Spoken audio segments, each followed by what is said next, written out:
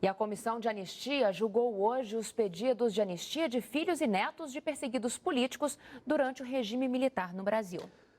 Uma correção, Rubens Paiva desapareceu na década de 60.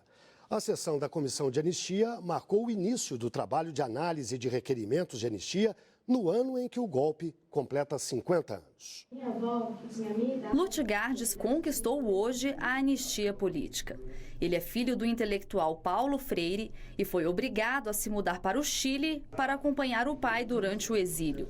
Até hoje sofre as consequências do que viveu naquela época. Eu acho que não é culpa nem do meu pai, nem da minha mãe, mas é a história, né? Quer dizer, eu acho que é principalmente o golpe que houve nesse país, né, que colocou a fora uma grande quantidade de pessoas que poderiam ter feito um Brasil melhor, né? Para obter anistia política, o cidadão precisa enviar um requerimento para a Comissão de Anistia do Ministério da Justiça.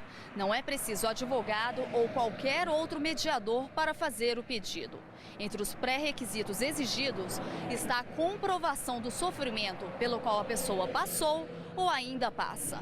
Até agora, a comissão já recebeu cerca de 63 mil pedidos e não há prazo para terminar os trabalhos. Para nós, enquanto o último perseguido político da ditadura brasileira não tiver sido reparado, nós ainda não podemos afirmar que a nossa democracia estará consolidada. A Comissão de Anistia ela promove um trabalho fundamental, não só no que diz respeito à recuperação e à reparação monetária daquelas pessoas que foram prejudicadas no espectro econômico e também devem ter essa reparação pelos danos morais que vivenciaram naquele período, mas ela faz uma reparação histórica fundamental. José das Neves conseguiu a anistia política em 2002. Na época da ditadura militar, ele teve o pai preso e torturado e perdeu o emprego. Hoje, luta para que outros colegas consigam a anistia. Foi uma época de muita repressão, muita pressão, muito medo, muita ameaça. Ameaça até de nos tirar a vida, né? E nós queríamos uma lei, de fato, e que essa lei acontecesse no Ministério da Justiça, essa comissão, a qual hoje existe aqui no Ministério. Isso era um sonho realizado. E vamos esclarecer de uma vez por todas a data do desaparecimento do deputado Rubens Paiva. Foi o ano de 1971.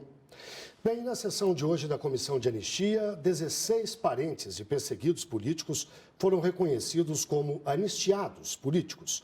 Agora, eles têm direito à reparação econômica. Outros 2 requerimentos foram convertidos em diligências e serão analisados detalhadamente pela comissão. E eu converso agora com Sueli Bellato, que é vice-presidente da Comissão de Anistia do Ministério da Justiça. Boa noite. Boa noite, Sueli. Boa noite. Há pouco você me falava que a sessão de hoje teve um clima de emoção. Sim, foi uma sessão muito bonita, marcou o reinício dos nossos trabalhos e também a análise de processos de filhos e netos que, na época, eram crianças vulneráveis que deveriam ter sido protegidas pelo Estado e pela sociedade e não foram.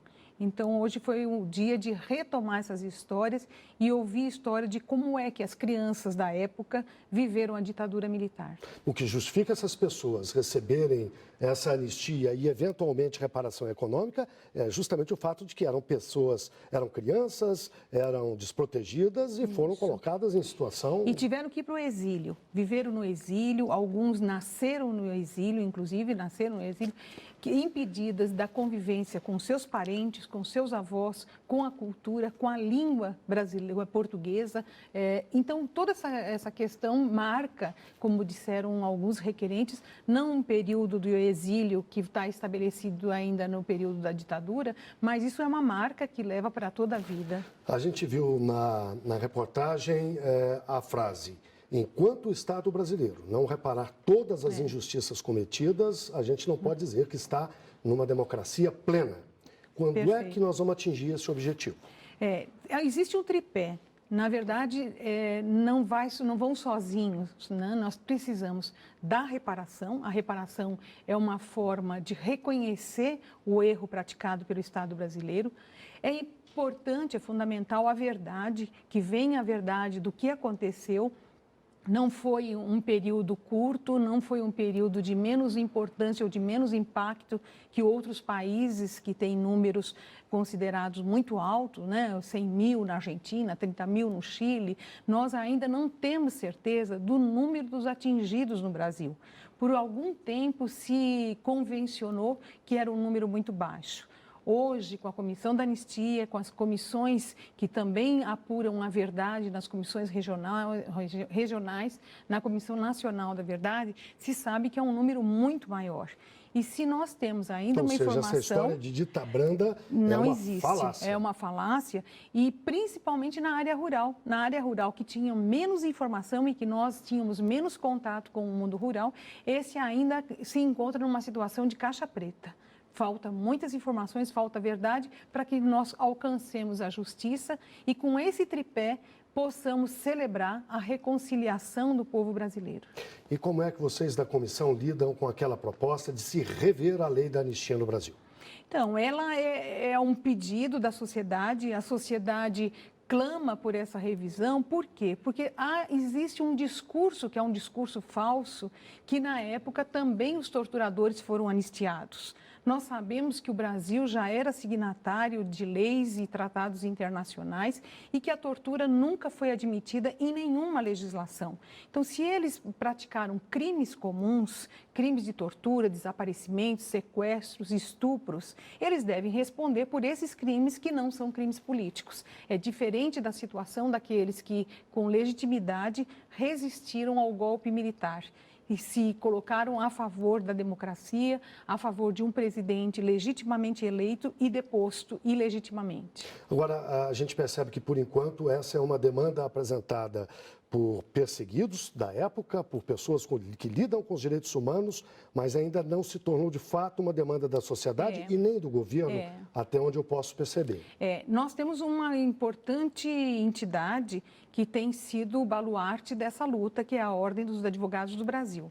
Ela, junto com Amicus Curiae, com outros também peticionários, vem demandando, junto aos familiares, insistentemente, que na versão que não existia um acordo, não se podia ter uma condição de igualdade para fazer um acordo. E o que o Supremo Tribunal Federal, com todo respeito, propagou na sua decisão, quando apreciou a DPF 153, é que teriam sido todos anistiados, que houve um acordo e que nesse acordo, na época da ditadura, então beneficiou as partes, tanto da resistência como dos que estiveram envolvidos no golpe militar. Nós sabemos que não é possível, a Corte Interamericana também já se pronunciou, a autoanistia, ela não é reconhecida pelos fóruns, nem no Fórum Nacional, nem no Fórum Internacional, e, portanto, o Congresso, isso é uma tarefa que a sociedade demanda ao Congresso Nacional, que possa rever ou interpretar essa lei como uma lei que reconhece os direitos de quem foi perseguido, morto, né, durante esse período, que foi um período muito difícil da nossa história, que nós não queremos que repita mais. Sueli, muito obrigado. Eu conversei com Sueli Bellato, vice-presidente da Comissão de Anistia do Ministério da Justiça. Boa noite. Boa noite.